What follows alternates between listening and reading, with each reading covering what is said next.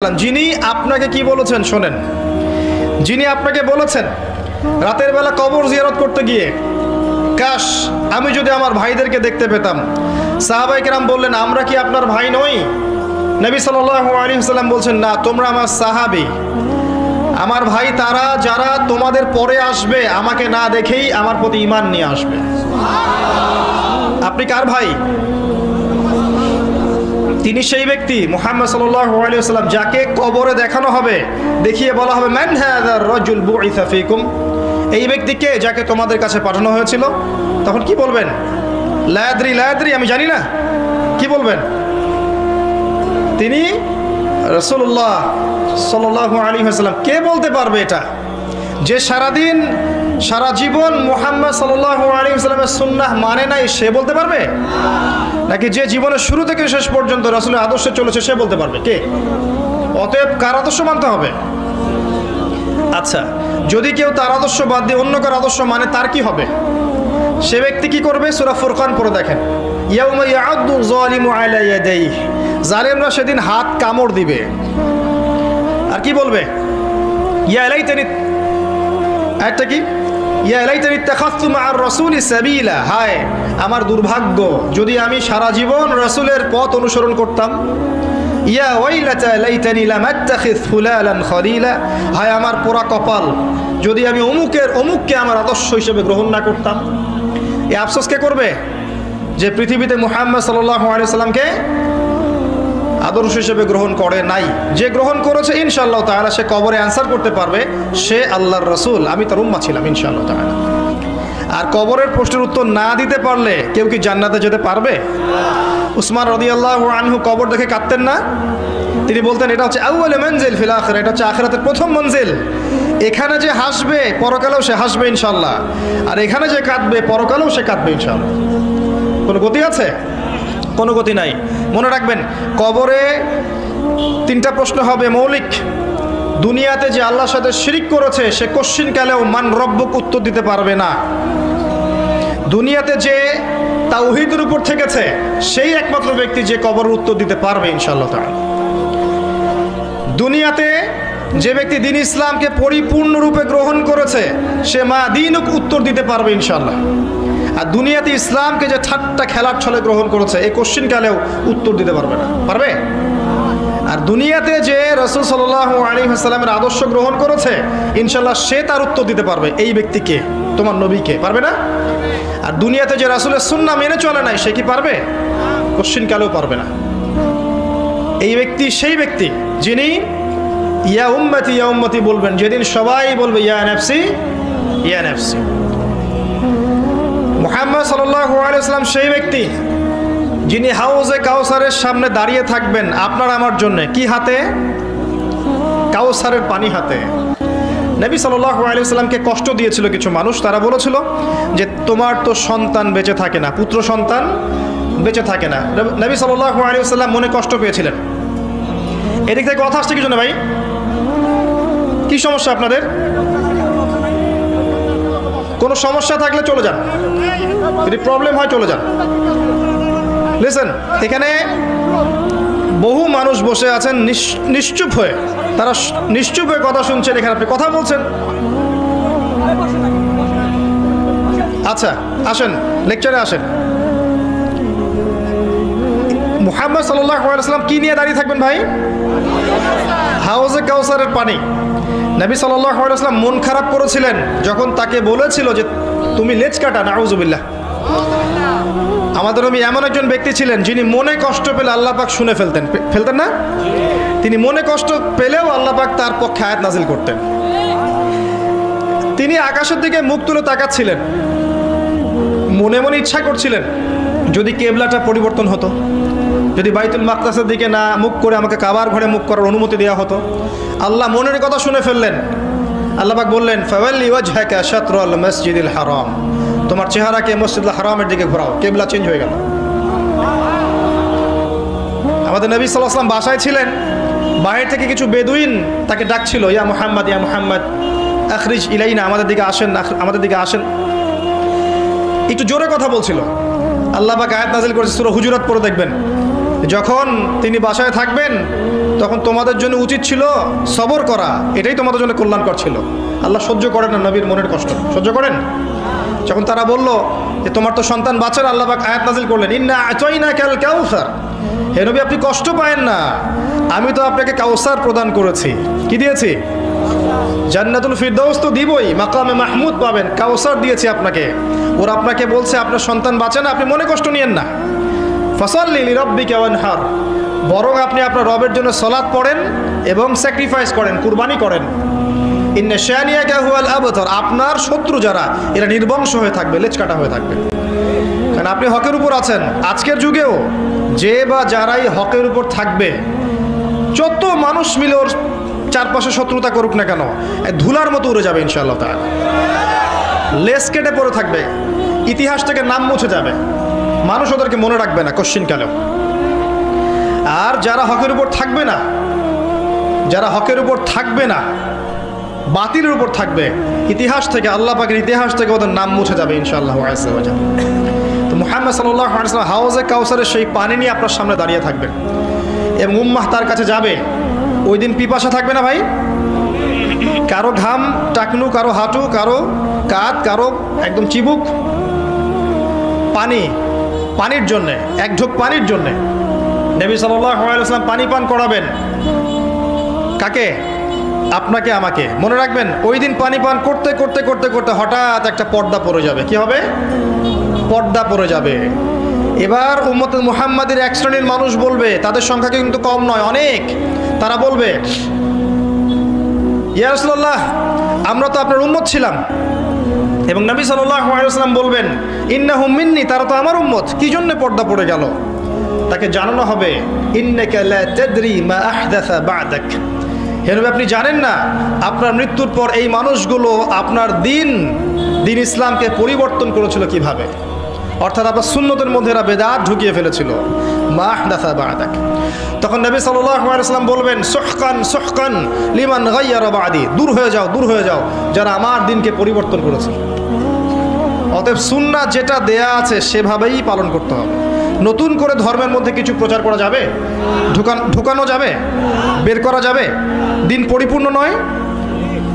আল্লাহ পাক দিনকে পরিপূর্ণ করেননি?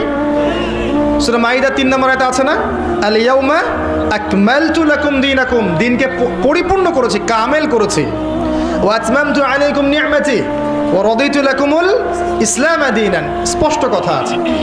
তো মুহাম্মদ সাল্লাল্লাহু আলাইহি ওয়াসাল্লাম সেই ব্যক্তি যিনি ইয়া উম্মতি ইয়া উম্মতি বলেন। শুধু তাই নয়, আরেকটা কথা বলি, কবিরা গুনাহগার ব্যক্তিদের জন্য জাহান্নামের ফয়সালা হয়ে যাবে এই উম্মতের। কারণ কবিরা গুনাহ যারা তওবা না করে মারা যাবে, এর শাস্তি তো ভোগ করতে হবে, হবে না? আর কবিরা গুনাহ কি কি জানেন তো? কিতাবুল কাবায়ের আছে, বাজারে কিনতে পাওয়া যায়। সেখানে অনেকগুলো কবিরা গুনাহ লিস্ট করা আছে, একটা একটা করে দেখবেন এবং কোন কোন গুনার সাথে আপনি সম্পৃক্ত আছেন আলাদা আলাদা করে তওবা করবেন ইনশাআল্লাহ। করা যাবে না? তওবা হবে এমনভাবে, আল্লাহ আমি যা করেছি আমাকে মাফ করে দাও, ইনশাআল্লাহ আমি আর ভবিষ্যতে এই পাপে লিপ্ত হব না। এবং যদি অন্য কারোর সাথে হক জড়িত থাকে, কারো টাকা নিয়েছেন দেন নাই, কারো জমি আত্মসাৎ করেছেন, বা কাউকে গালি দিয়েছেন, কাউকে অপবাদ দিয়েছেন, কারোর নামে মিথ্যা অপবাদ ছড়িয়েছেন, কাউকে মিথ্যা প্রতিপন্ন করেছেন ইত্যাদি, কারো হক নষ্ট করেছেন, হাকুর ইবাদ নষ্ট করেছেন, সেক্ষেত্রে ওই ব্যক্তির কাছে ক্ষমা চেয়ে নিতে হবে, তারপরে মাফ হবে ইনশাআল্লাহ। এভাবে তওবা করার পরে আপনি কবিরা গুনাহগুলোর থেকে বেঁচে থাকবেন ইনশাআল্লাহ। যারা কবিরা গুনাহ থেকে বেঁচে থাকবে ইনশাআল্লাহ, আল্লাহ পাক ওদের সগীরা গুনাহগুলো মাফ করে দেবেন ইনশাআল্লাহ। আচ্ছা, কবিরা গুনাহগার ব্যক্তি যারা তওবা না করে মারা গেছে, নবী সাল্লাল্লাহু আলাইহি ওয়াসাল্লাম তাদের জন্য সুপারিশ করবেন। যাদের জাহান্নামের ফয়সালা হয়ে যাবে, নবী সাল্লাল্লাহু আলাইহি ওয়াসাল্লাম সুপারিশ করে তাদেরকে জান্নাতে নিয়ে যাবেন ইনশাআল্লাহ তাআলা। তো এই ব্যক্তির আদর্শ ফলো করতে আমাদের লজ্জা লাগে? দাড়ি ছেড়ে দিতে লজ্জা লাগে? একটু তার মতো পাগড়ি পরলে লজ্জা লাগবে? টাকলুর উপর কাপড় পরলে কি পিছিয়ে পড়বো? ঢিলেঢালা পোশাক পরলে পিছিয়ে পড়বো? তার মতো করে নামাজ পড়লে পিছিয়ে পড়বো? রমজানের রোজা রাখলে পিছিয়ে পড়বো? কোরআন তেলাওয়াত করলে, অর্থ বুঝলে পিছিয়ে পড়বো? হাদিসগুলো চর্চা করলে পিছিয়ে পড়বো? তার দিনের তাবলিগ করলে পিছিয়ে পড়বো? তার দিনকে যদি প্রতিষ্ঠা করতে চাই, এবার প্রতিষ্ঠার জন্য জানমাল সময় শ্রম ব্যয় করি, আল্লাহ কি আমাকে পিছিয়ে দিবেন? নাকি মুহাম্মদ সাল্লাল্লাহু আলাইহি ওয়াসাল্লাম আমাদেরকে নিয়ে গর্ব করবেন? কোনটা? এই ভালো কে না বুঝে? এই ভালোটা কে না বুঝে বলেন তো? শুধু দরকার সেই ঈমান। আল্লাহ পাক কি আছেন না মারা গেছেন? আল্লাহ আছেন। মারা যাবেন কখনো? তার নবীর সুন্নাহ আছে না নাই? তার উপর নাজিলকৃত কিতাব আছে না নাই? হাদিসের বইগুলো আছে না নাই? সবই আছে, শুধু আমাদের সেই ঈমানটুকু নাই। সবই আছে, কিন্তু আমাদের সেই ঈমানটুকু কিন্তু আজকে হয়তো বা নাই। না হলে আমরা আজকে এত পিছিয়ে পড়লাম কিভাবে? একটা সময় ছিল মুসলিমরা সারা বিশ্বকে শাসন করতো না? করতো কি না? আবু বকর সিদ্দিক রাদিয়াল্লাহু আনহুর সময় কারা শাসন করতো বলেন? ইহুদিরা, খ্রিস্টানরা, নাস্তিকরা, মুরতাদরা? কারা করতো? ওমর ইবনুল খাত্তাবের সময় কারা করতো?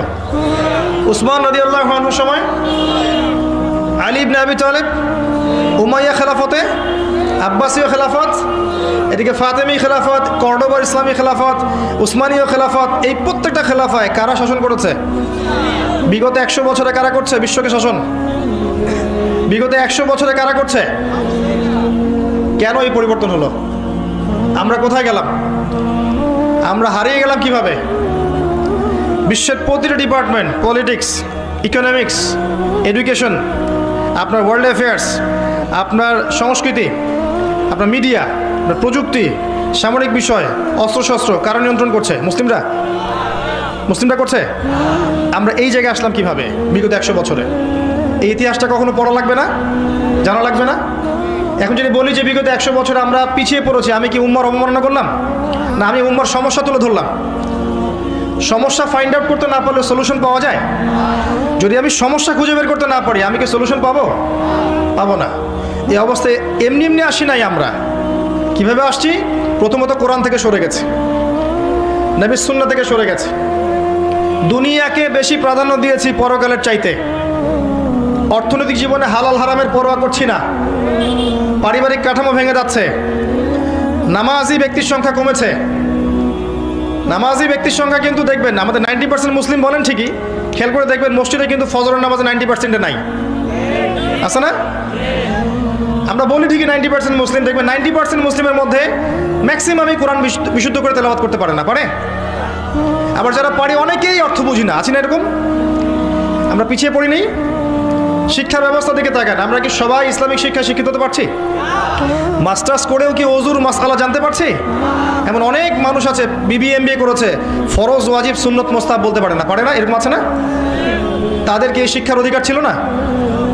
আচ্ছা, ইকোনমিক সেকশনে যান, সুদ, ঘুষ, দুর্নীতি এগুলো কারা করছে? আমরা করছি না? করছি। যুব সমাজের দিকে তাকান, যে মাদক, যে pornography, free mixing, girlfriend boyfriend সংস্কৃতি, জুয়া, ক্যাসিনো, পাবজি, টিকটক কারা করছে এগুলা? অমুসলিম যুবকরা আমরা। আমাদের সমস্যা ফাইন্ড আউট করেন। ধর্মীয় দিকে আসেন, শতদা বিভক্ত দলাদলি আছে না? কতগুলো দল আছে আমাদের ধর্মীয়? কতগুলো আছে ভাই? নবী তো বলেছেন 73 দলে ভাগ হবে। বাংলাদেশ ঘাটলেই দেখা যাবে যে 7300 দল আছে মনে হয়, আল্লাহ ভালো জানে, আছে না? সবাই দাবি করছে কি? সবাই দাবি করছে আমি জান্নাতি বা আমি হকপন্থী দল, তাই নয় কি? আমার দলে আসো, ফর্ম পূরণ করো, জান্নাতের সার্টিফিকেট নিয়ে যাও, তাই নয়? আমার দলে আসো, ফর্মটা পূরণ করো, জান্নাতের সার্টিফিকেট নিয়ে যাও। আগে ভাই আপনারা বসেন এক জায়গায় বসে আগে ফিক্স করেন কোনটা সঠিক। আগে আমাদেরকে ফিক্স করে দেখান যে কোনটা সঠিক, কারা সত্যিকার অর্থে হকের উপর আছে। একটা মানুষ যখন হেদায়েত পেয়ে ইসলামের দিকে আসছে, সে বিভ্রান্ত হয়ে যাচ্ছে আমি যাব কোথায়, কার সাথে। আবার কখনো দেখা যায় একটা দলের মধ্যে উপদল আছে আবার অনেকগুলা, তাই নয় কি?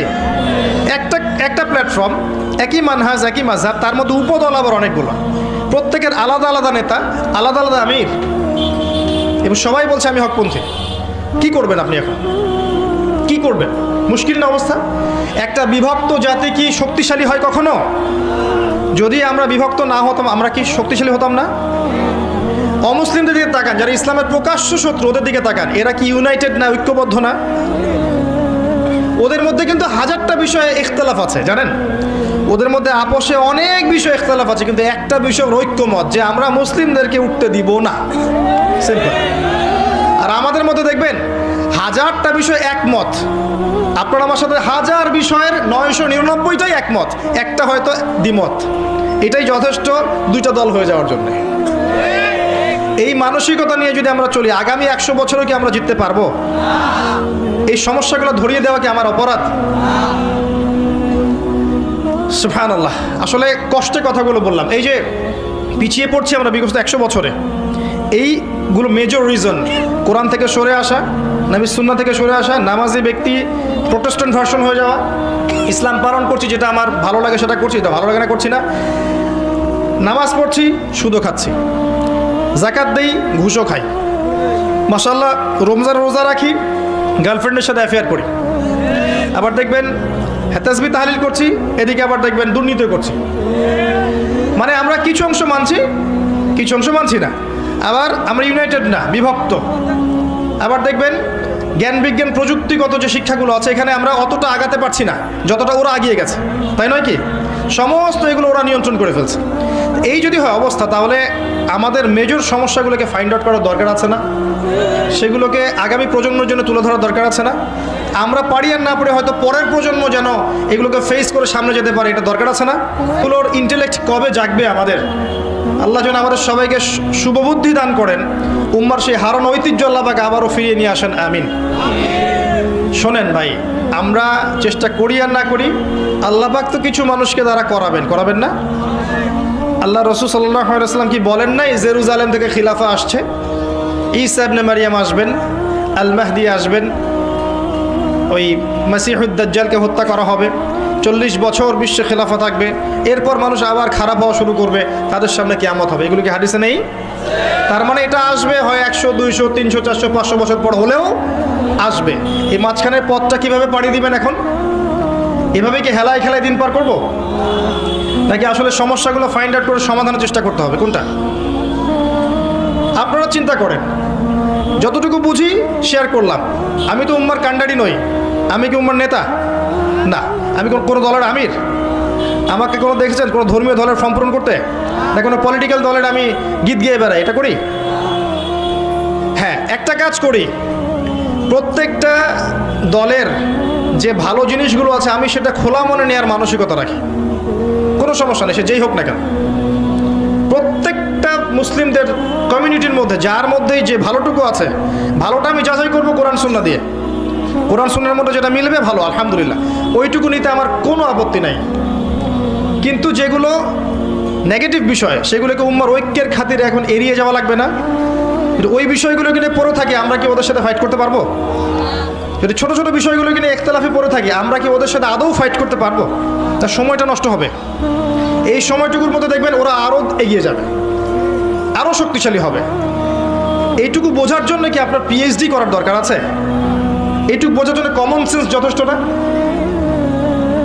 আল্লাহ পাক আমাদেরকে কমন সেন্স দান করুন, উম্মার ঐক্য দান করুন, আমাদের মধ্যে আল্লাহ পাক তাওহীদ দান করুন, সুন্নাহ দান করুন, ওলামায়ে কেরামের ঐক্য দান করুন। আল্লাহ পাক আমাদের যুব সমাজকে কবুল করুন, আমাদের পরবর্তী প্রজন্মকে কবুল করুন। আল্লাহ পাক যেন আমাদেরকে এই বিশ্বকে চ্যালেঞ্জ করার মতো জ্ঞানী হওয়ার তৌফিক দান করেন। কোরআন সুন্নাহকে হাতে নিয়ে ওয়ার্ল্ডকে ডিল করার মতো যোগ্যতা আল্লাহ পাক দান করেন।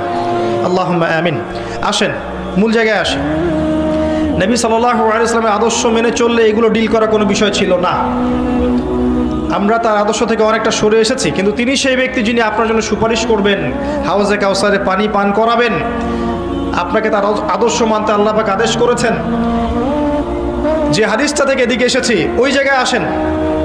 নবী সাল্লাল্লাহু আলাইহি ওয়াসাল্লাম এটা করবেন কিয়ামতের মাঠে, কিন্তু আদম আলাইহিস সালামকে আল্লাহ পাক ডাকবেন, ডেকে বলবেন, শোনেন, তোমার সন্তানদের মধ্য থেকে জাহান্নামীদেরকে আলাদা করে দাও। কাদেরকে? কাকে বলবেন? আচ্ছা, আদম আলাইহিস সালাম বলবেন, হে আল্লাহ, কতজনকে? কি বলবেন? কতজনকে? আল্লাহ পাক বলবেন 1999 জনকে। কি বুঝলেন? 1999 জনকে, মানে প্রতি 1000-এ একজন জান্নাতি, প্রতি 1000-এ। এটার ব্যাখ্যা কিন্তু গাণিতিকভাবে হতে পারে, আল্লাহ ভালো জানেন। আবার এটা দিয়ে বেশিরভাগ মানুষকে বোঝানো হতে পারে। এটা শুধু ক্যালকুলেটিভ নাও হতে পারে। এটার ব্যাখ্যা এটাও হতে পারে যে মেজরিটি সংখ্যক জাহান্নামে যাবে, এটাও হতে পারে। আল্লাহু আ'লাম বিসসাওয়াব। হাদিস এভাবে এসেছে। এখন আল্লাহ পাক কিন্তু বলেছেন সূরা নিসার মধ্যে, যে ইন্নাল্লাহা লা ইয়াগফিরু আন ইউশরাকা বিহি ওয়া ইয়াগফিরু মা দুনা যালিকা লিমান ইয়াশা। আল্লাহ পাক তার সাথে শিরকের পাপ ক্ষমা করবেন না, কিন্তু এছাড়া যে কোনো পাপ আল্লাহ যাকে ইচ্ছা মাফ করতে পারেন। কথা বোঝেন, আল্লাহ বলেছেন আল্লাহ পাক শিরক ছাড়া অন্য যে কোনো পাপ যাকে ইচ্ছা মাফ করতে পারেন। কথা কি বুঝতে পারছেন? আচ্ছা, তাহলে এই যে মেজরিটি সংখ্যক মানুষ জাহান্নামে যাচ্ছে, এদের আমল নামায় কোন পাপটা থাকতে পারে? কথা কি বুঝতে পারছেন? কারণ শিরক ছাড়া অন্য পাপ থাকলে আল্লাহ তো চাইলে মাফ করতে পারতেন, তাই নয় কি? একটা পাপ আল্লাহ পাক তওবা না করে মারা গেলে মাফ করবেন না, এটা আল্লাহ পাক বলেছেন। এমনকি নবী সাল্লাল্লাহু আলাইহি ওয়াসাল্লামকে বলেছেন লাইন আশরাকতা লা ইয়াহবাতান্না আমালুক, তুমি যদি শিরক করো তোমার আমল নষ্ট করে দেব আমি। তো বুঝতে পারলাম শিরকের পাপ ছাড়া অন্য যে কোনো পাপ আল্লাহ পাক যাকে ইচ্ছা মাফ করতে পারেন। ইন্নাহু মা ইউশরিক বিল্লাহ ফাকাদ হারামাল্লাহু আলাইহিল জান্নাহ ওয়া মাআওয়াহুন নার ওয়া মা লিযালিমিন মিন আনসার। যে আল্লাহ নিশ্চয়ই যারা আল্লাহর সাথে শিরক করেছে এদের জন্য আল্লাহ পাক জান্নাতকে হারাম করে দিয়েছেন, আর জাহান্নাম অবধারিত করে দিয়েছেন, জালেমদের জন্য কোনো সাহায্যকারী নেই। ওই যে মেরাজের রাতে আল্লাহ পাক বললেন যে তোমার উম্মতের মধ্যে কেউ যদি শিরক না করে মারা যায় আমি তাকে মাফ করে দিব। তাহলে ওই যে বেশিরভাগ মানুষ জাহান্নামে যাচ্ছে কোন পাপের কারণে ভাই? শিরকের পাপের কারণে। এটা বুঝতে পারছেন এখন? আচ্ছা, তার মানে আমাদের সবচেয়ে বেশি সতর্ক থাকতে হবে কোন পাপের ব্যাপারে? শিরকের পাপের ব্যাপারে। এখন আমার প্রশ্ন যে শিরক কাকে বলে সবাই জানি কি না? কত ভাবে শিরক হতে পারে কে বলতে পারবেন? আচ্ছা বলেন, তাওহীদ কয় প্রকার বলেন? তাওহীদ কয় প্রকার? 3 প্রকার। কে বলেছেন? মাশাআল্লাহ, 100 টাকা পুরস্কার আমার পক্ষ থেকে। পড়ে নিয়েন, অবশ্যই নেবেন। তাওহীদ কয় প্রকার? 3 প্রকার। 1 নাম্বার কি? তাওহীদে রুবুবিয়্যাত। আগে কি? তাওহীদে রুবুবিয়্যাত। 2 নাম্বার তাওহীদে উলুহিয়্যাত। 3 নাম্বার তাওহীদে আসমা ও সিফাত। নতুন শুনছেন আজকে? সুবহানাল্লাহ। কেমনে শিরক থেকে বাঁচবেন যদি তাওহীদ না জানেন? একটা বইয়ের নাম বলছে কিতাবুত তাওহীদ। কি নাম? কিতাবুত তাওহীদ। বইটা অবশ্যই কিনবেন অথবা অনলাইন থেকে ডাউনলোড করবেন। আজকে পারবেন? হাত তোলেন, কথা দেন। ওই বইয়ের মধ্যে শিরকের ক্যাটাগরি দেওয়া আছে। শিরক, এটা করলে শিরক হয়, এটা করলে শিরক হয়, এটা করলে শিরক হয়, হাদিস এবং কোরআনের আয়াত সহ। রাইটারের নাম মুহাম্মদ বিন আব্দুল ওয়াহাব। আমি ওয়াহাবি বানাচ্ছি না আপনাদেরকে। ওনার একটা বই আছে কিতাবুত তাওহীদ, এবং এই বইটা অনেক পাবলিকেশনসই কিন্তু প্রচার করেছে, মানে প্রকাশ করেছে। বাংলা বাজারে যান পাবেন, যেটা আপনার কাছে ভালো মনে হয় কেনেন। ওখানে শিরকের অনেকগুলো ক্যাটাগরিজ আছে, এটা এটা এটা এটা করলে শিরক হয়। এই শিরকগুলো জানবেন, আল্লাহর ওয়াস্তে নিজে এবং পরিবারকে বাঁচাবেন। সমাজ রাষ্ট্র পরে, আগে নিজে এবং নিজের পরিবার। সমাজ রাষ্ট্র পরে, এটা পরে, আগে নিজের পরিবার। পারবেন না ইনশাআল্লাহ তাআলা। এবার আসেন, আমি খুব শর্ট করে বলছি। একমাত্র আল্লাহ রব্বুল আলামিনকেই সৃষ্টিকর্তা, পালনকর্তা, রিজিক দাতা, সন্তান দাতা, ভালো মন্দের মালিক, বিধান দাতা, ইবাদত পাওয়ার মালিক, সেজদা পাওয়ার মালিক, দোয়া পাওয়ার মালিক, কুরবানি পাওয়ার মালিক, নজর মানত পাওয়ার মালিক, সমস্ত রকম ইবাদত, ভয়, ভালোবাসা পাওয়ার মালিককে কে বলে? আল্লাহ। এইটা বিশ্বাস করার নাম হচ্ছে কি? তাওহীদ। এটার নাম কি? একত্ববাদ। সব কিছু কোত্থেকে হয়? সব কোত্থেকে হয়? নাকি অন্য কোথাও থেকে হয়? না সব কিছু জাতিসংঘ থেকে হয়? সব কিছু জাতিসংঘ থেকে হয়? কোত্থেকে হয়? এখন বিশ্বের সব কিছু ওখান থেকে হয়, সব ওখান থেকে হয়। আল্লাহ থেকে সব কিছু হয়। এই কনসেপ্টের নাম কি? তাওহীদ, একত্ববাদ। এখন কেউ যদি বিশ্বাস করে যে আল্লাহ বলতে কেউ নাই, শিরক হবে। কেউ যদি বিশ্বাস করে আল্লাহ আছেন, আরো ইলাহ আছে, কি হবে? শিরক হবে। কেউ যদি মনে করে আল্লাহ পরকালে পার করাতে পারেন, অমুকও আমাকে, অমুক মৃত মানুষও পার করাতে পারে, কি হবে? আল্লাহ ছাড়া অন্য কারোর জন্য কেউ যদি সেজদা করে, কি হবে? আল্লাহ ছাড়া অন্য কারোর জন্য নজর মানত করলে কি হয়? আল্লাহ ছাড়া অন্য কারোর জন্য কুরবানি করলে কি হবে? আল্লাহ ছাড়া অন্য কারো নামে কসম করলে কি হবে? তাকদীর, ভাগ্যকে অস্বীকার করলে কি হবে? আল্লাহর হালালকে হারাম করলে কি হবে? আল্লাহর হারামকে হালাল করলে, এই সমস্ত কাজ আল্লাহ ছাড়া কেউ সন্তান দিতে পারে বিশ্বাস করলে কি হবে? শিরক হবে। প্রচুর কাজ আছে, এগুলো করলে কি হয়ে যায়? শিরক হয়ে যায়। মনে করেন কেউ নিজের নাম রেখেছে শাহিন শাহ। কি নাম রেখেছে? নামের মানে হচ্ছে রাজাধিরাজ। শাহিন শাহ মানে কি? কারো নাম আছে এখানে শাহিন শাহ? আছে নাকি? রাজাধিরাজ। শাহিন শাহ মানে কি? এই নাম শিরক। এই নাম কি? শিরক। নামেও ব্যাপার আছে, নাম রাখতে হবে এমন যেটা তাওহীদপূর্ণ নাম। আব্দুল্লাহ, আল্লাহর বান্দা, নামের মধ্যে বিনয় আছে না, তাওহীদ আছে না? আব্দুর রহমান, আর রহমানের বান্দা, নামের মধ্যে তাওহীদ আছে না? বুঝবেন, ভালো করে বুঝবেন। তো এই যে অনেক বিষয় আছে, আমি একটু সহজ করে দেই। 3 ভাবে শিরক করে মানুষ সাধারণত। একটা হচ্ছে আপনার আকীদায় শিরক হয়, বিশ্বাসে শিরক। কেউ বিশ্বাস করে, মানে কারো বিশ্বাস যে আল্লাহ ছাড়া অন্য কেউ কল্যাণ দিতে পারে, বা আল্লাহ ছাড়া অন্য কেউ অকল্যাণ করতে পারে, বা শুভর মালিক হয়তো আল্লাহ, অশুভের মালিক মনে হয় শয়তান। অথবা কেউ যদি মনে করে ফেরেশতাদের নিজস্ব ক্ষমতা আছে, আল্লাহর ক্ষমতা ছাড়াই ওরা আমার উপকার করতে পারবে। কেউ যদি জিন জাতির আশ্রয় নেয় যে জিনরা আমার উপকার করতে পারবে।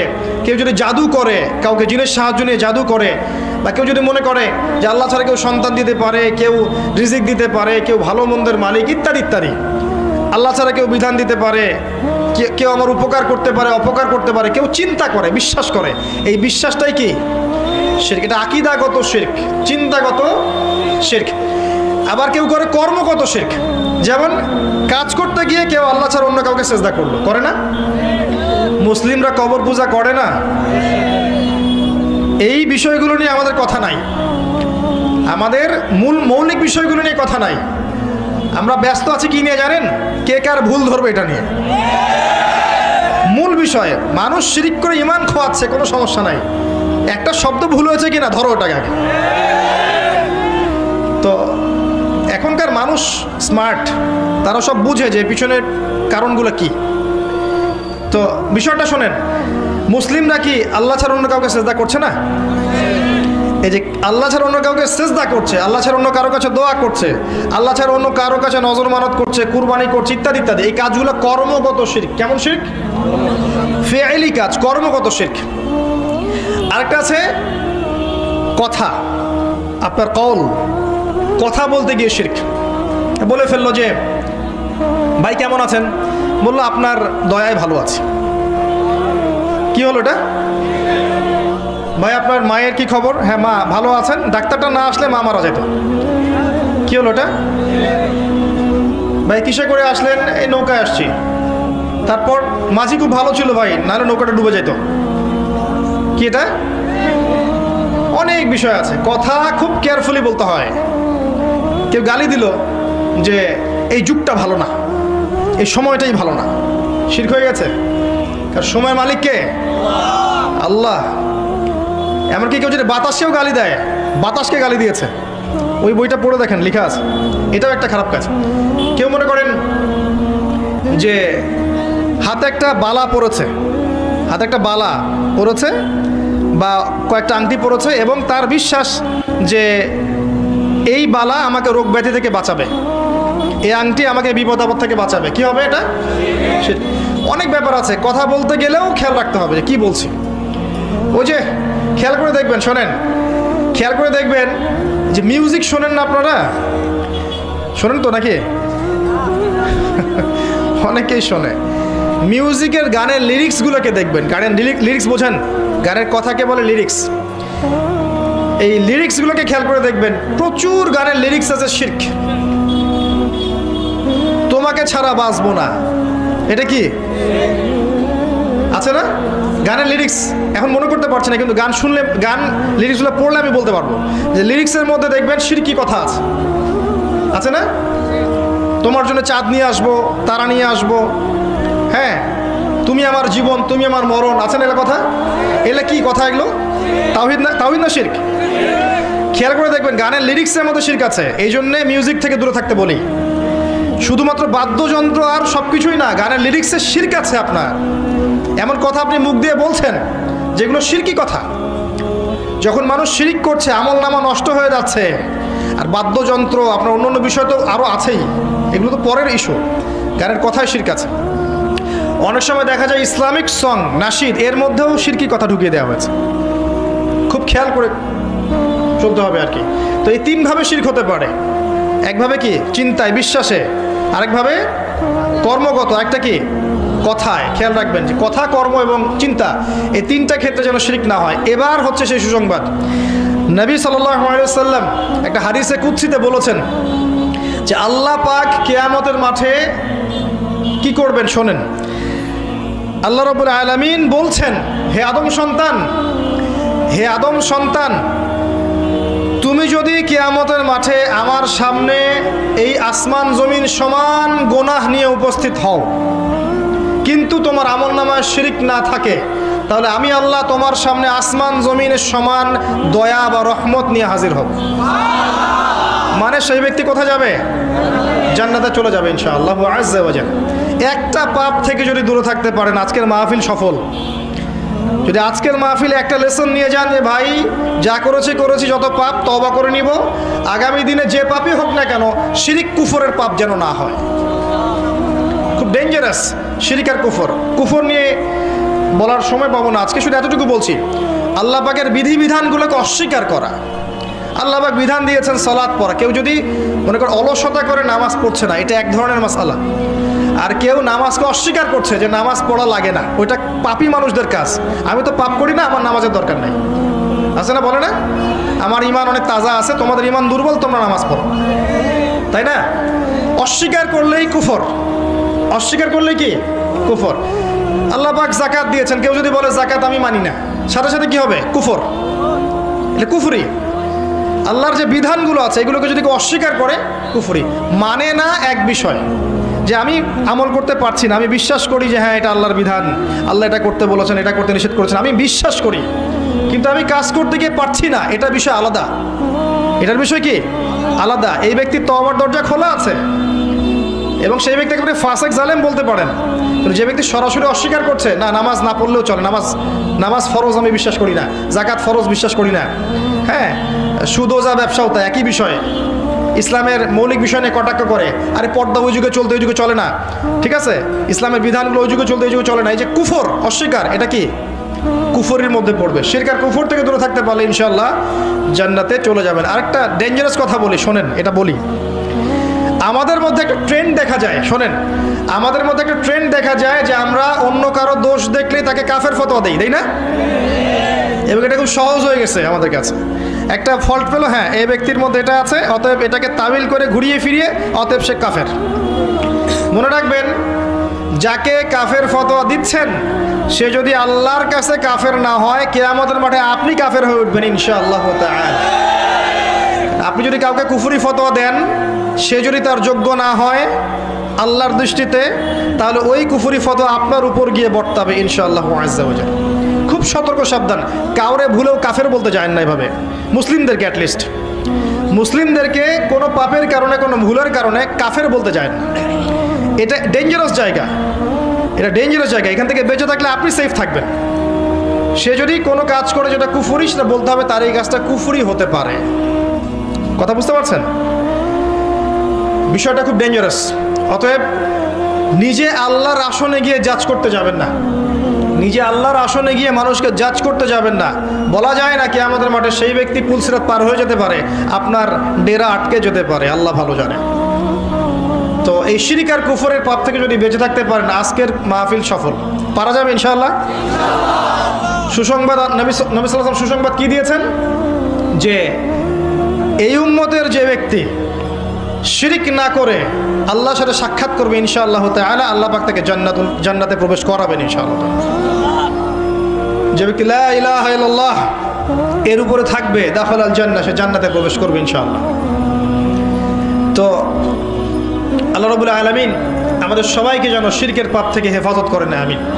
কোন কোন পাপগুলো শিরক, এগুলো জানার তৌফিক দান করেন, আমিন। এবং কোন কোন কাজগুলো কুফর, এগুলো বোঝার তৌফিক দান করেন। শিরক, কুফর, হারাম থেকে আল্লাহ পাক আমরা সবাইকে হেফাজত করুন, আল্লাহুম্মা আমিন। যখন আমরা তাওহীদের উপর থাকবো, সুন্নতের উপর থাকবো এবং আল্লাহর বিধানের উপর থাকবো, ইনশাআল্লাহ দেখবেন এই জাতি যে সূর্য বীর্য নিয়ে পৃথিবীতে বিচরণ করেছে, আগামী দিনগুলোতে ইনশাআল্লাহ সেই হারানো ঐতিহ্য আবার ফিরে আসবে ইনশাআল্লাহ তাআলা। আপনার বর্তমান ক্ষেত্রে অনেক শিরক আছে, এগুলো তো বললাম। এখন আপনার এডুকেশনেও কিছু শিরক পাবেন, আপনার ইকোনমিক্সে কিছু শিরক পাবেন, আপনার সোশ্যাল কাজকর্মে কিছু শিরক পাবেন। দুই একটা কথা বলে শেষ করছি, শোনেন। আপনি পড়তে বসেছেন, আপনি জ্ঞান অর্জন করতে বসেছেন, এখন আপনাকে কেউ শিখাচ্ছে যে পরীক্ষা নিরীক্ষা, বিজ্ঞান, যুক্তি, দর্শন দিয়ে যদি কোনো কিছুকে প্রমাণ করা না যায় সেটা জ্ঞান নয়। এই জায়গাটা কঠিন হবে, একটু বোঝেন। পরীক্ষা নিরীক্ষা যুক্তি বিজ্ঞান দর্শন দিয়ে কোনো কিছুকে প্রমাণ না করা গেলে সেটা জ্ঞান নয়, এবং আপনি সেটা গিলছেন। হ্যাঁ ঠিক ঠিক, এটা ঠিক, কথা ঠিক, আপনি গিলছেন। তাহলে আপনি কি করছেন জানেন? আল্লাহ পাকের ইমানের যে 6 পিলার, এই 6 পিলারকে অস্বীকার করছেন। কিভাবে দেখাচ্ছি? আল্লাহ দেখেছেন? আল্লাহকে দেখেছেন? আল্লাহকে কি ল্যাবরেটরিতে প্রমাণ করতে পারবেন? মালায়েকা দেখেছেন? এই জায়গায় ফেরেশতারা ঘিরে রেখেছেন, দেখেছেন? তো ফেরেশতাদেরকে কি পরীক্ষা নিরীক্ষা পর্যবেক্ষণ করে আপনি ল্যাবে প্রমাণ করতে পারবেন? আসমানি কিতাবগুলো দেখেছেন? দেখেছেন? আচ্ছা, আগেরগুলো দেখেছেন? অনেক মুসলিম তো কোরআনও দেখে নাই, আছে না? নবী রসুলগণ দেখেছেন? দেখেন নাই। পরকাল, এই যে কবরের আযাব দেখেছেন? জান্নাত জাহান্নাম, মিজান পুলসিরাত, আমলনামা, কিয়ামতের মাঠ, আল্লাহ পাকের নূর, রূহ, আত্মা দেখেছেন?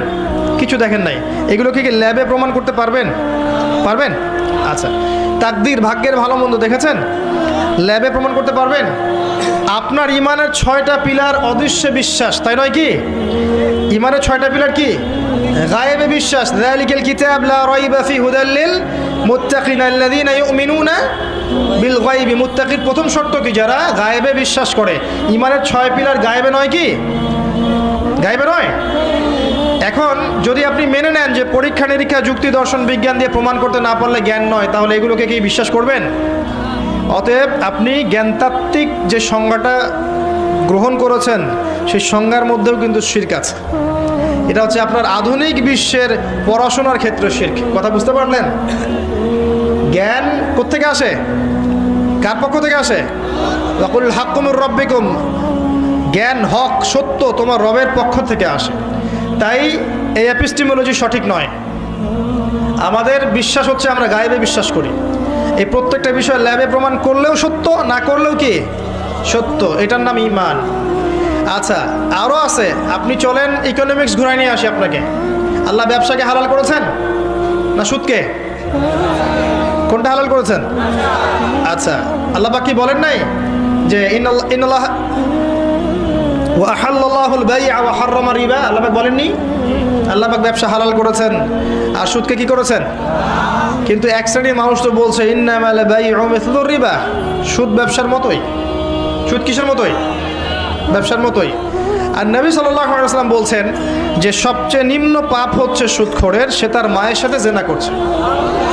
সর্বোচ্চ পাপটা হচ্ছে সে আল্লাহ এবং তার রাসূলের সাথে যুদ্ধ করছে। সূরা বাকারা পড়ে দেখেন, ইত্তাকুল্লাহ ওয়া যারু মা বাকিয়া মিনার রিবা ওয়া ইল্লাম তাফআলু ফাআযানু বিহারবিন মিনাল্লাহি ওয়া রাসূলিহি। আল্লাহকে ভয় করো হে মুমিনরা, সুদ ছেড়ে দাও। যদি না ছাড়ো, আল্লাহ রাসূলের সাথে যুদ্ধের ঘোষণা শুনে রাখো। নবীজি আরও বলছেন, 1 দিরহাম সুদ খেলে 36টা মেয়েকে রেপ করা হয়। এটা হাদিসে আছে। এবং তিনি মেরাজের রাতে শাস্তি দেখে এসেছেন যে তাদেরকে রক্তের নদীতে ফেলে মাথা ফাটিয়ে দেওয়া হচ্ছে। এখন ইকোনমিক সেকশনে গিয়ে আপনি যে ব্যবসাকে অ্যাভয়েড করে দিলেন এবং জাকাত ভিত্তিক ইকোনমিক সিস্টেমকে অ্যাভয়েড করে রিবা কেন্দ্রিক ইকোনমিক সিস্টেম লঞ্চ করে প্রতিষ্ঠা করলেন, বা আপনি আমি এর মধ্যে সংশ্লিষ্ট হয়ে আছি, এটা কি আল্লাহর হুকুমের বাইরে যাওয়া হলো না? এটা কি আল্লাহর বিধানের বাইরে গিয়ে একটা কুফরি নয়? বড় পাপ নয়? আচ্ছা, এখন যদি এমন হয় যে আল্লাহ পাক আপনাকে দিনার আর দিরহাম দিয়েছেন, কি দিয়েছেন?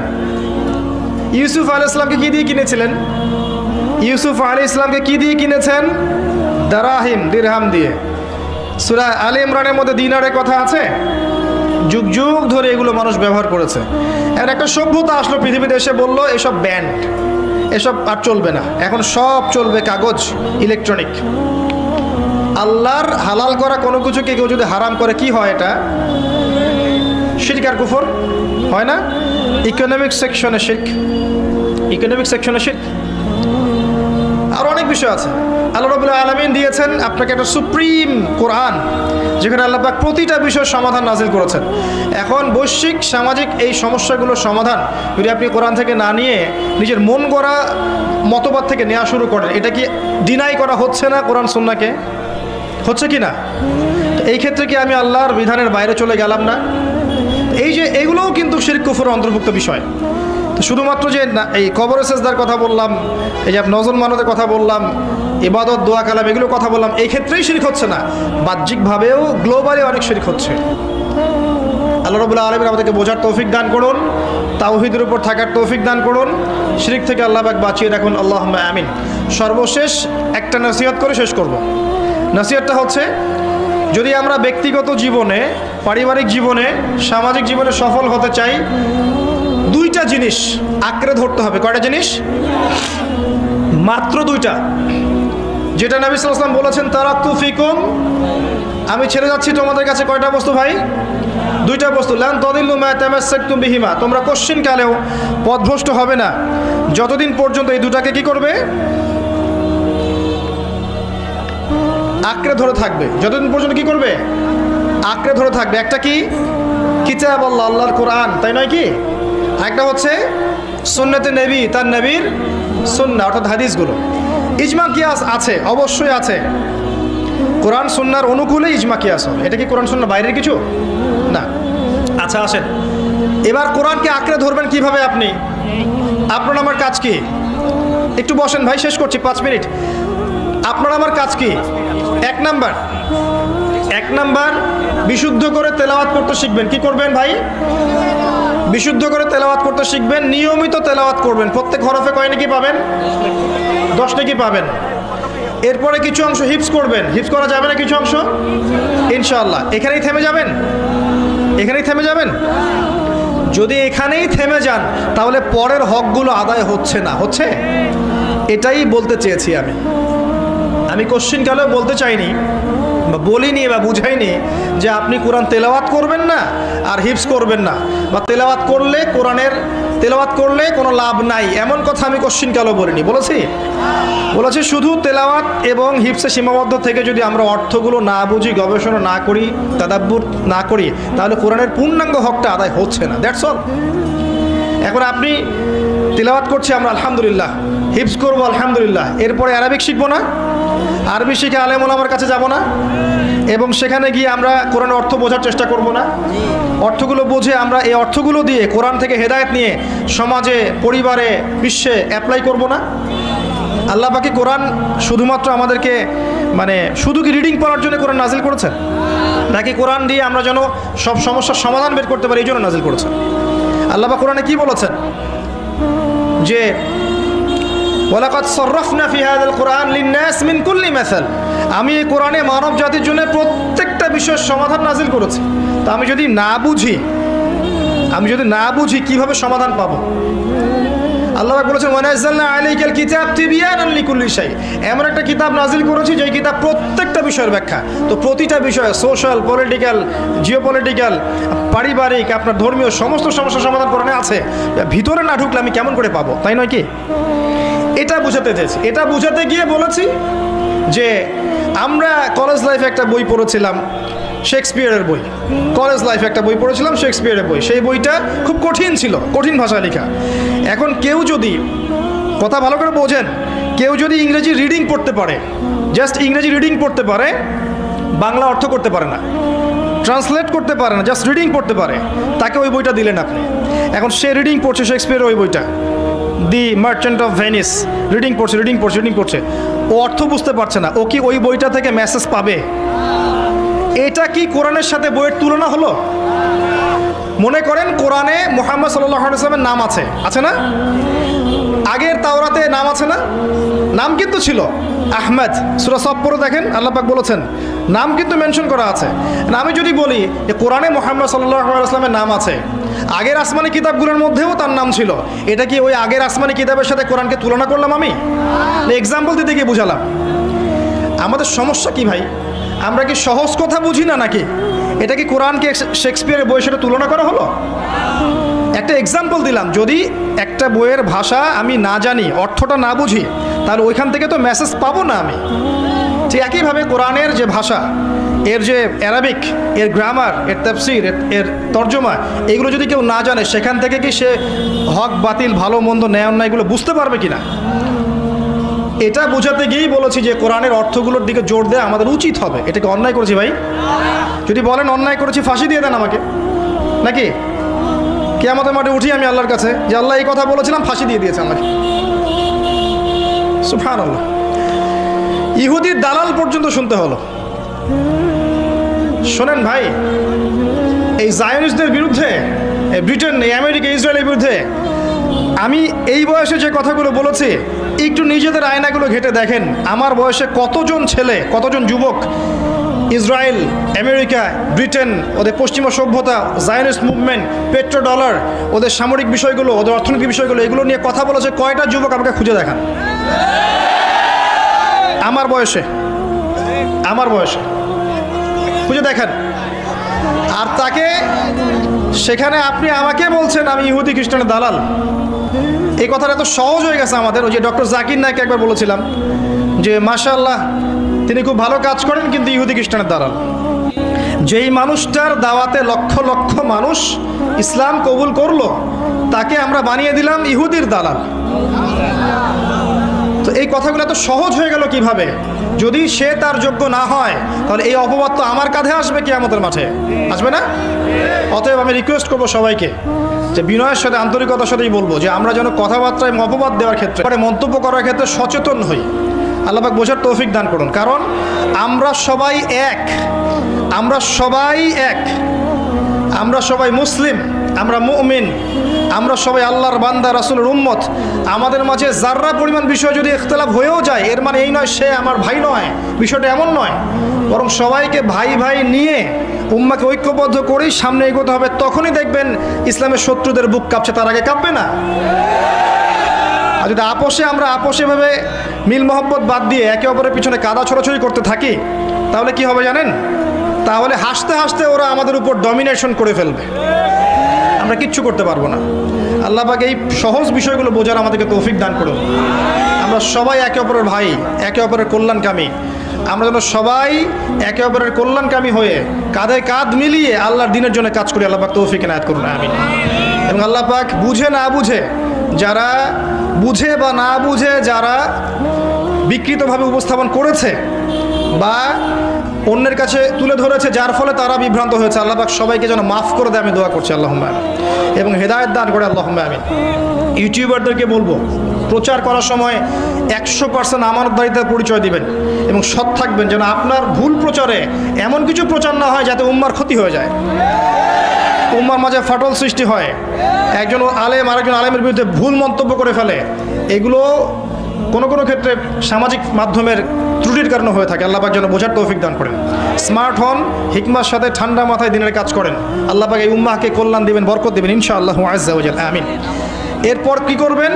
অবশ্যই আপনি কোরআনের অর্থ বোঝার চেষ্টা করেন, তারপর আদেশ মানবেন, নিষেধ বর্জন করবেন, কোরআনের দাওয়াত মানুষের কাছে পৌঁছাবেন ইনশাআল্লাহ। তখন দেখবেন আল্লাহর জমিনে আল্লাহর বিধান ইনশাআল্লাহ প্রতিষ্ঠিত হবেই হবে ইনশাআল্লাহ তাআলা। আল্লাহ পাক আমাদের সবাইকে কোরআন এবং রাসূলুল্লাহ সাল্লাল্লাহু আলাইহি ওয়াসাল্লামের সুন্নাহ অনুযায়ী জীবনযাপন করার তৌফিক ইনায়েত করুন, আমিন। শিরক থেকে বাঁচিয়ে রাখুন, আমিন। তাওহীদে থাকার তৌফিক দান করুন, আল্লাহুম্মা আমিন।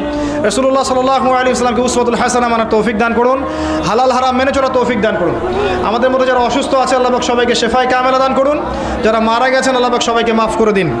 মাদ্রাসার বিষয়ে দান এর হাত প্রশস্ত করার আল্লাহ পাক আমাদেরকে তৌফিক দান করুন, আমিন।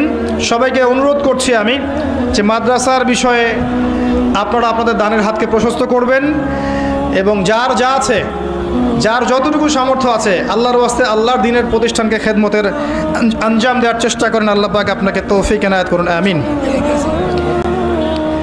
আচ্ছা, কিছু প্রশ্ন আছে আমার কাছে, যদিও আমি আসলে প্রশ্নোত্তর পর্ব অ্যাভয়েড করি, কারণ আমি মুফতি নই আর আমার এত কিছু বলার আসলে উচিত হবে না। যেগুলো আমি সহজ বলতে পারবো সেগুলো বলবো, যেগুলো আমি পারবো না সেগুলো আলেম ওলামার কাছ থেকে অবশ্যই জেনে নেবেন। একটা প্রশ্ন আছে যে কোরআনে তাবলীগ করার ব্যাপারে কিছু বলা হয়েছে কিনা? অবশ্যই বলা হয়েছে। ইয়া আইয়ুহার রাসূল, হে রাসূল, বাল্লিগ মা উনজিলা ইলাইকা মির রাব্বিক, তোমার কাছে তোমার রবের পক্ষ থেকে যা এসেছে এটার তাবলীগ করো। অবশ্যই তাবলীগ করবেন। একটা প্রশ্ন আছে, ওই যে প্রেম নিয়ে প্রশ্ন করেছেন একজন আর কি, যে যুবকরা যে প্রেম করে এই বিষয়ে বলেন কিছু। হ্যাঁ, প্রেম করবেন, সমস্যা কি? বিয়ে করে প্রেম করবেন, আর বিয়ের আগে প্রেম করবেন বইয়ের সাথে। কার সাথে?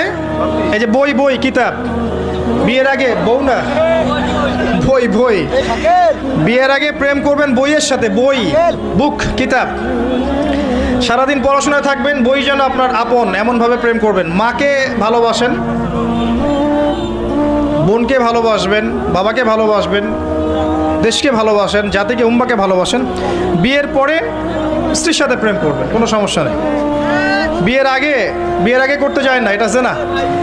বিয়ের আগে করতে যায় না, সেটা জেনা। যদি সেটা সহি প্রেমও হয়, সেটাও করতে যায় না। সহি প্রেম তো বোঝেন, এখন অনেক দিনী ভাই দিনী বোন অনলাইনে প্রেম করেন, মেসেঞ্জারে, হোয়াটসঅ্যাপে, অন্যান্যভাবে। এগুলো আবার সহি নাম দিয়েছে অনেকে আর কি। তো এগুলোতে লিপ্ত হবেন না, নিজে পবিত্র থাকেন, আল্লাহ পাক পবিত্র স্ত্রী দান করবেন ইনশাআল্লাহ তাআলা। আর সত্যিকারের ভালোবাসা সৃষ্টি হবে ইনশাআল্লাহ বিয়ের পর। উমর রাদিয়াল্লাহু আনহুর মতো একজন শাসক যদি থাকতো না, তাহলে সব ডান্ডা মেরে ঠান্ডা করে ফেলানো যেত। এক ব্যক্তি উটের পিঠে একটা বোঝা চাপিয়ে দিয়েছিল। উমর রাদিয়াল্লাহু আনহুর যুগের কথা বলছে। উটের পিঠে বোঝা চাপিয়ে দিয়েছে, এই বোঝায় উট চলতে পারছে না, নুয়ে পড়ছে। উমর রাদিয়াল্লাহু আনহুর হাতে একটা লাঠি ছিল, এই লাঠি দিয়ে সেই ব্যক্তিকে ডেকে তিনি দুটো মাইট দিলেন। দেওয়ার পরে ওই ব্যক্তি বলছে, বিআইয়ি যামবিন আমিরুল মুমিনিন, কোন পাপের কারণে আমাকে মারলেন হে আমিরুল মুমিনিন? তিনি বলছেন যে তুমি কি জানো না যে নবী সাল্লাল্লাহু আলাইহি ওয়াসাল্লাম পশু প্রাণীর অধিকার নিয়ে কথা বলেছেন? তোমার পিঠে যদি এই বোঝা চাপাতাম, তুমি কি নিতে পারতে? তোমার কি এই পশু বা প্রাণীর প্রতি কোনো দয়া মনোভাব নাই? এর কোনো হক নাই তোমার কাছে? এত সূক্ষ্ম ছিল তার বিচার, এত সূক্ষ্ম ছিল।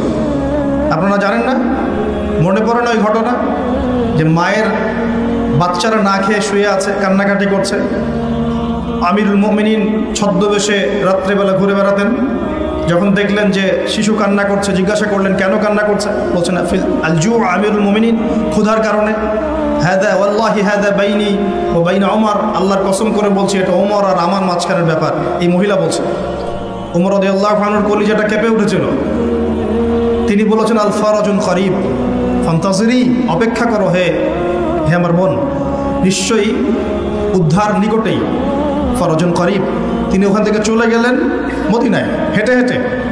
সেখানে গিয়ে নিজের পিঠে সে আটা বা ময়দা যেটা বলি আমরা, এগুলোর বস্তা উঠালেন, জব এই টাইপের, উঠিয়ে নিজে হেঁটে হেঁটে এই বস্তা কাঁধে বহন করে মহিলার বাসা পর্যন্ত এসে নিজ হাতে তাকে রান্নাবান্না করিয়ে বাচ্চাদেরকে খাইয়ে দিলেন। তারপর আল্লাহর কাছে ইস্তেগফার করছেন। এই সময় তার পাশে একজন সাহাবী ছিলেন, তার নাম ছিল আসলাম রাদিয়াল্লাহু আনহু। তিনি বলেছিলেন আনা আহমিলু ইয়া আমিরুল মুমিনিন, হে আমিরুল মুমিনিন আমাকে দিন, আমি বোঝাটা বহন করি।